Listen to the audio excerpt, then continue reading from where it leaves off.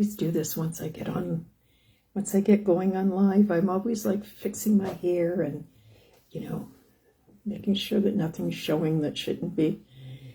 Hello, friends. It is Tuesday, April 26, 2022. This is the last Tuesday of April. Hi, Emily.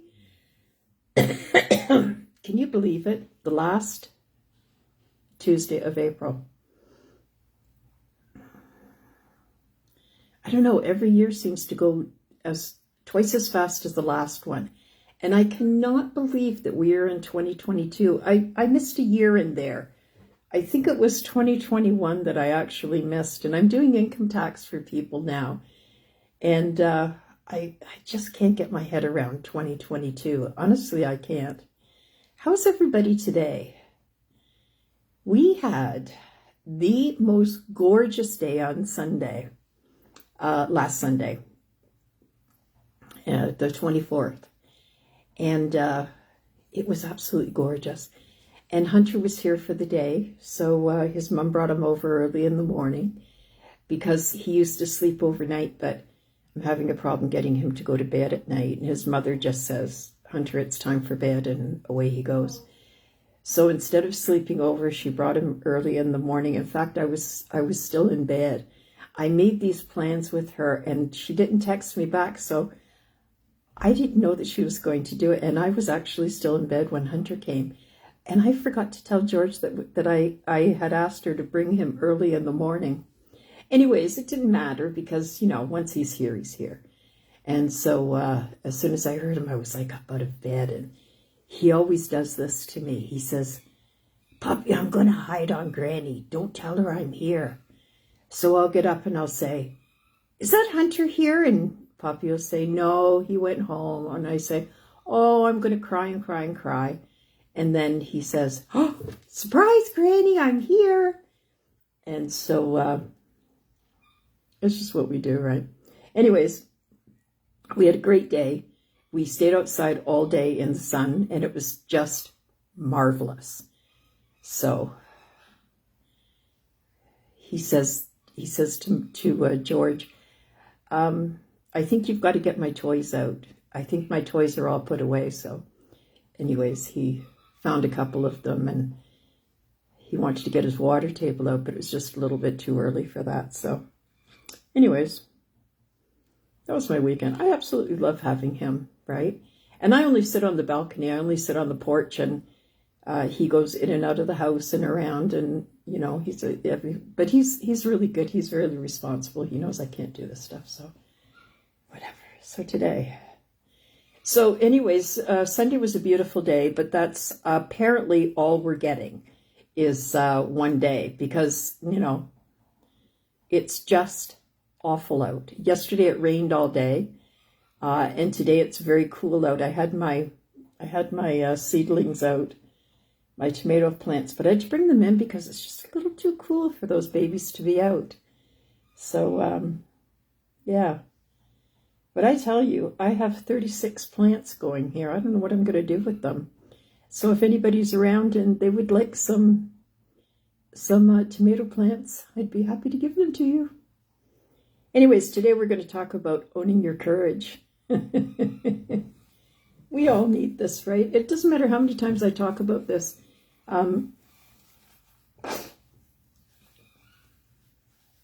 Sorry about that. My nose is just running like a sieve, and I think it might be allergies. There's some people I know are...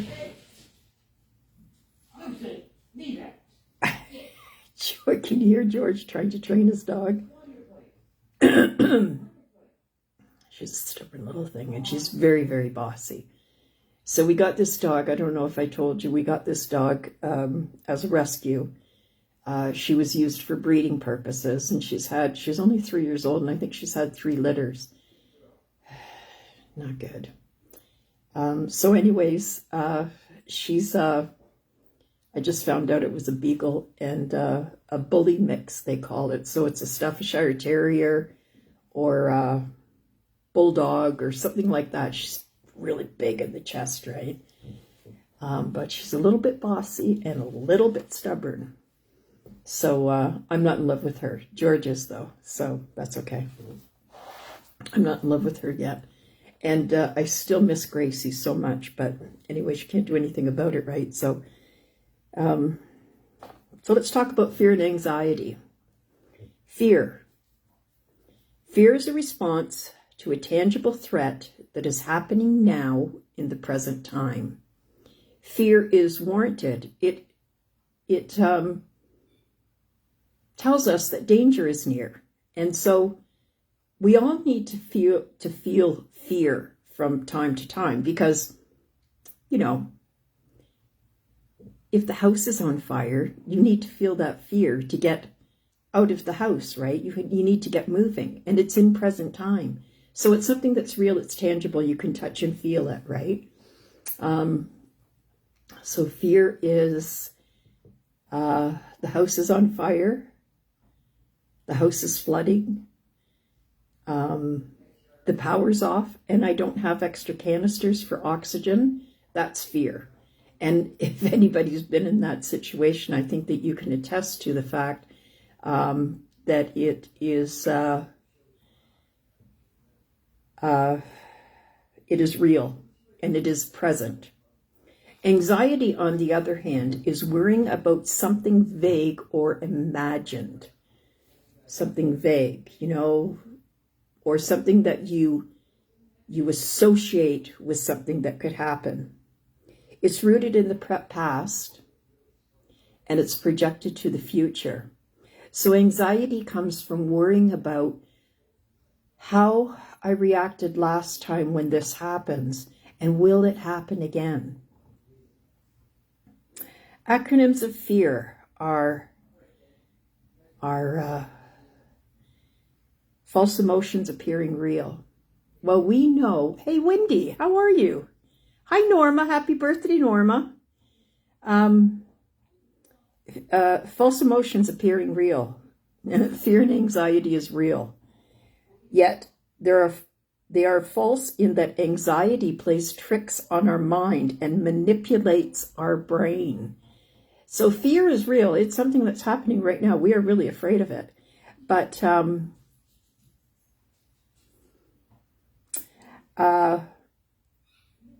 the anxiety that comes with fear is a problem, right?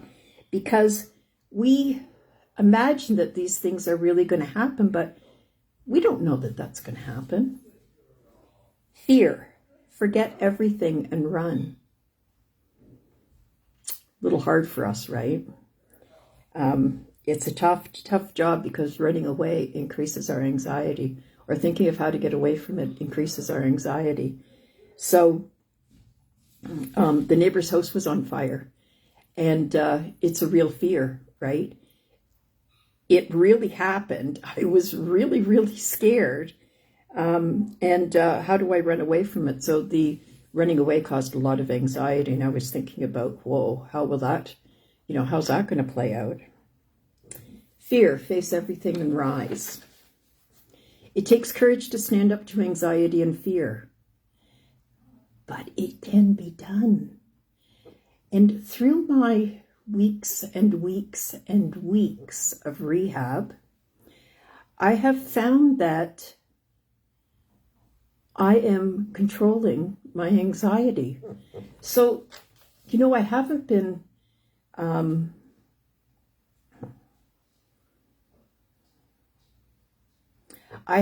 been exercising like I should be. And and I don't know why. I can't get myself to move towards exercise.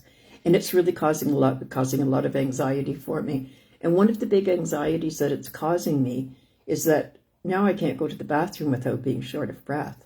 And that's a testimony that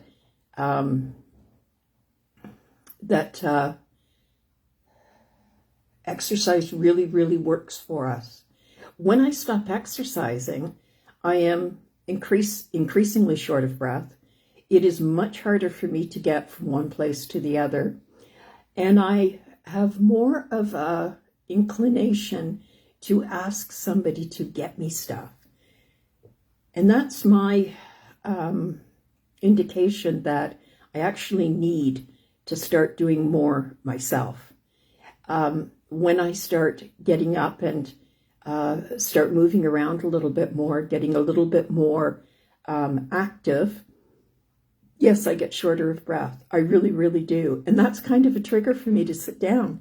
But it's the worst thing that you can do for yourself, right? It's hard to be courageous enough to face your anxiety and talk it down. But I do it. I do it because I've learned how to do it. And I've learned how to actually breathe through it. I breathe through the shortness of breath. And I keep saying to myself, you're going to be fine. Yes, I know. And I have a mobility scooter too. So the question is always, are you going to take your scooter? Are you going to walk around with your walker, right? Well, we know that you have to, you have to try to walk as much as possible. And yeah, it's a good thing to park the mobility scooter. And that's the reason why a lot of doctors won't give them to you, right? Or they won't, sign for you to get them through government funding and that, because they don't want you sitting around on a mobility scooter. But sometimes, Wendy, you have to use it. And my reasons for using it will increase this year as Hunter gets bigger and starts playing sports. And we have to park God knows where to go to the field to watch him and that, right? So that's one of the things. We also use it when I go to the park with him, right?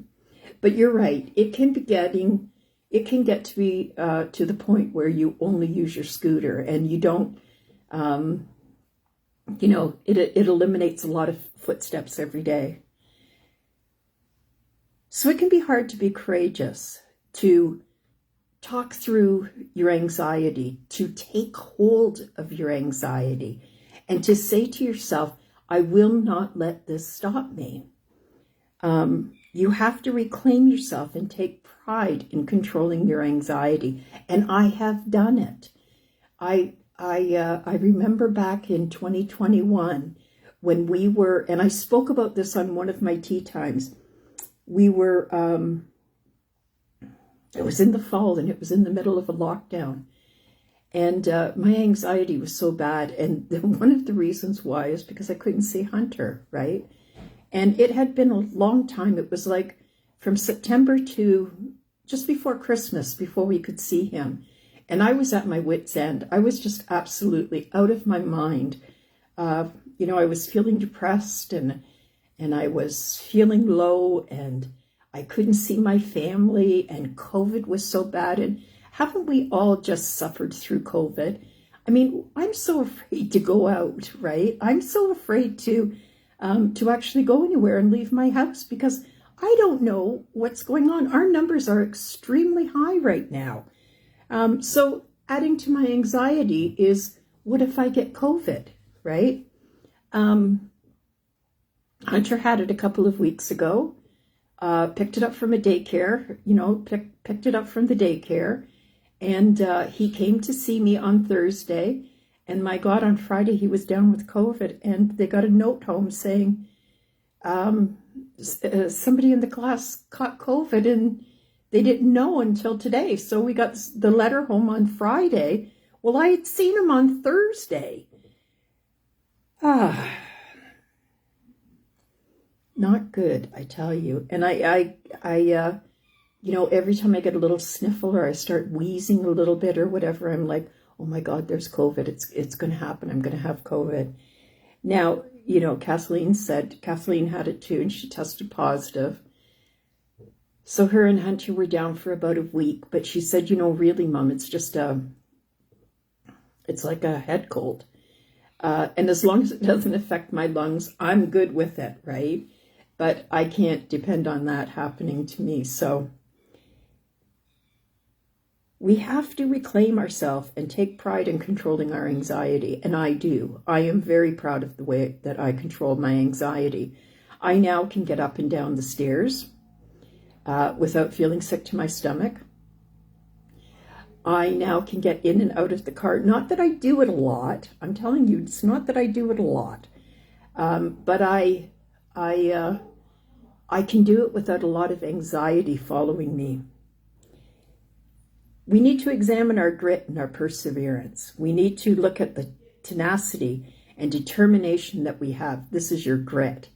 And, 95% of my audience and the people that are listening to me are women. And I'm quite aware of that. And I remember, we are all about the same age. And I remember the journey that I used to be on, looking for jobs and finding places where you could work that were, not a toxic environment, and, all the anxiety and the stress that you felt starting a new job and, being that person and everything, right? We went through a lot. When we stop and think about all of the trials and tribulations of, raising a family and, being the responsible adult, doing all the things, that you were supposed to do. And when I look back and when they say, look for your tenacity, look for your determination, I think about those times and I think, oh my God, you know what? So sometimes we have to make a list of our grit and tenacity and the things that, we have accomplished in the past in order to be strong enough to determine our future.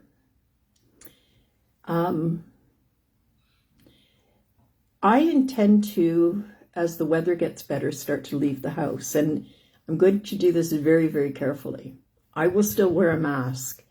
And in fact, in Ontario, the government has said to us, we would like to mandate masks, but we can't because the top doctor didn't say so.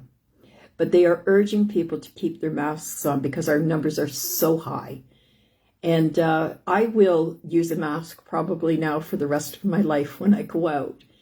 I know you're not supposed to wear gloves, but I almost want to wear gloves in order to touch anything in the store. But anyways, wearing a mask is supposed to be the thing that helps us. And I know a lot of people have a hard time with it. You have to find what works for you so that you can get out and enjoy yourself and enjoy the rest of your life.